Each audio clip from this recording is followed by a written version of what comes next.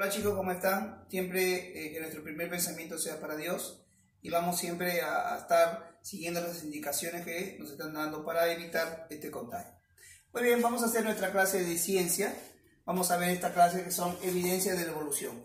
No nos olvidemos que en las primeras clases primero vimos teorías de cómo era el origen del hombre. ¿Se acuerdan cuando hablamos de Aristóteles y otros que trataron de dar ciertas características de cómo había sido el origen de la vida? Después hemos visto que la vida se va evolucionando, ¿no? No se olviden que la evolución es cambio. Y vimos teorías de la evolución. Ahí vimos Lamarck, vimos Darwin, ¿sí? Los neodarwinismos, todo eso hemos visto. Ahora vamos a ver lo que corresponde a las evidencias de la evolución, ¿sí? Evidencias de la evolución. ¿Qué cosa es una evidencia? Una evidencia son las pruebas que a mí me dicen a mí cómo ha sido la evolución, cómo ha ido evolucionando el ser vivo, ¿correcto? Cómo ha ido evolucionando. La primera prueba o la primera evidencia son las paleontológicas. Paleontológico suena de huesos.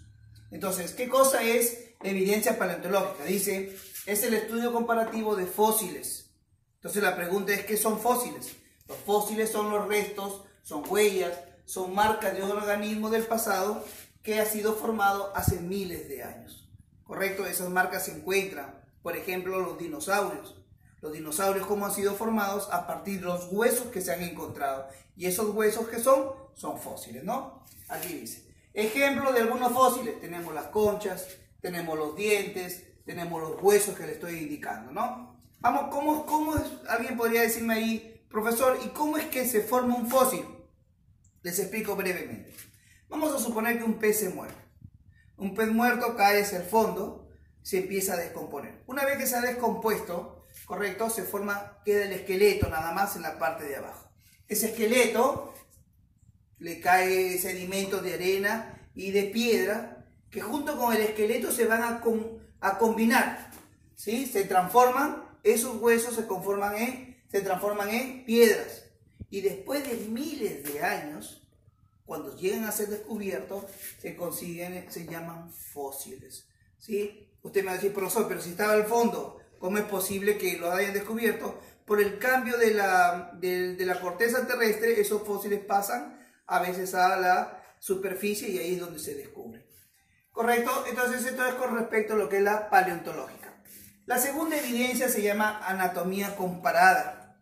¿Qué es la anatomía comparada? Es la comparación de esqueletos y estructuras. ¿Cómo hago la comparación? Agarro los esqueletos antiguos, los de hace millones de años, y los comparo con los de ahora a ver si existió alguna similitud con respecto a eso. ¿Correcto? Y aquí dice, ¿ves? Comparación de esqueletos y estructuras. ¿De qué? De animales extintos. ¿Y con qué lo voy a comparar? Con los actuales. Profesor, ¿y para qué se tiene que comparar? Para esto, miren. Para deducir relaciones de parentesco, ¿sí? Entre organismos y poder más adelante hacer un árbol genealógico de esos esqueletos, ¿no? Eso es lo que se trata de ver. Si en un momento el esqueleto que hubo hace unos millones de años comparado con el de ahora fueron familia, ¿no? Ahí está. Ahora, más adelante vamos a ver que la anatomía comparada tiene que ver mucho con el estudio de los órganos. Mientras tanto, copiando.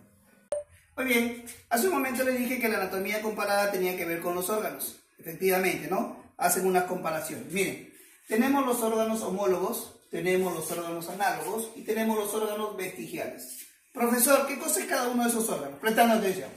¿Qué son los órganos homólogos? Son los órganos que tienen la misma estructura interna, pero que hacen diferente función. Aquí está, misma estructura interna, pero con diferente función. Por ejemplo, el humano y el murciélago. Vamos a suponer que yo agarro el brazo, correcto, de ambos. Tanto de un humano como un murciélago. Tienen igualito, tienen húmero, tienen tibia, tienen peroné. Pero escuchen aquí, el humano, el brazo lo utiliza ¿para qué? ¿Para qué utiliza esta extremidad? Para agarrar, correcto, para sostener. ¿Y el murciélago para qué utiliza su extremidad? Para volar. Pero si yo lo miro internamente, la forma de ellos es lo mismo. Bueno, y repito, tienen la misma forma, tienen inclusive los falanges y esas cosas. O sea, tienen los mismos huesos, la misma forma de huesos, pero su función es diferente. ¿Correcto? Aquí. Los órganos análogos, ¿qué son los mismos análogos? Tienen la misma función, pero su estructura interna es diferente. La función que cumplen es lo mismo. Por ejemplo, miren, tenemos la sala de los murciélagos y la sala de la mariposa.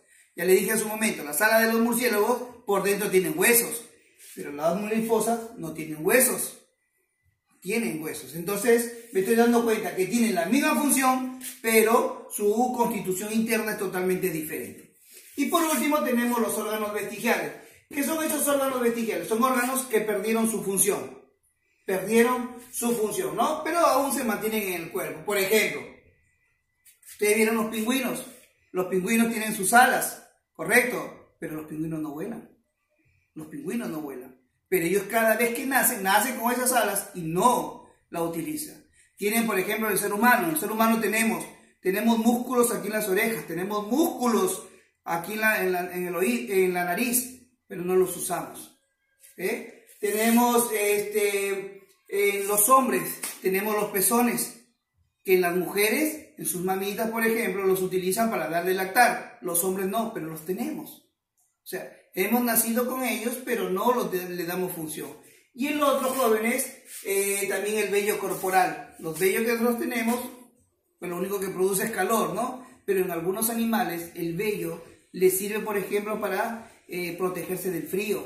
Les sirve inclusive como un aparato de detección si algún extraño o un animal los va a atacar. Para nosotros no sirve para nada, ¿no? E inclusive el coxis. Al final de nuestra columna vertebral tenemos una puntita que se llama coxis. Los animales, por ejemplo el mono, el coxis sigue y se convierte en cola. El hombre no. Entonces, ¿qué podemos decir? Que provenimos de un antepasado común. Eso es con respecto a lo que vimos en lo que era la anatomía comparada. La tercera evidencia se llama evidencia embriológica. ¿Qué dice la evidencia embriológica? Dice que todos los embriones animales, tienen su aspecto similar en el primer inicio de su concepción. Dice aquí, ve, en sus primeros estados, es decir, en sus primeros inicios, tienen la misma forma. Todos tienen la misma forma, ¿correcto? Y están emparentados descendiendo de un antepasado común. Mire, cuando nace un ser humano, tiene más o menos esta forma. Mire, lo están viendo ahí. Cuando nace vamos a suponer un pollito, también tiene esta forma. Si nace una vaca, también tiene esta forma. La primera forma de ese embrión es esta. Ya cuando el embrión va creciendo, es que va cambiando la forma. ¿Correcto? Ya después se convertirá en pez, se convertirá en tortuga, en pollo, una vaca, en un hombre. Pero la primera forma que toma el embrión es esta que está aquí. Increíble, ¿no? Ya cuando va creciendo, es que él se va cambiando su forma. ¿Listo? Vayan copiando.